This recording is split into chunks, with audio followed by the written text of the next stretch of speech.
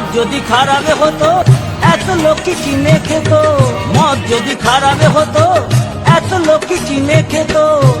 মদ খেলেই যদি মানুষ মরে, খেলেই যদি মানুষ মরে, তাহলে 33 কোটি ভারতবাসী কি করে 100 কোটি হলো বল, কি করে 100 কোটি হলো বল। দুধ খেলে হবে বন্ধু গায়ে রক্ত জল।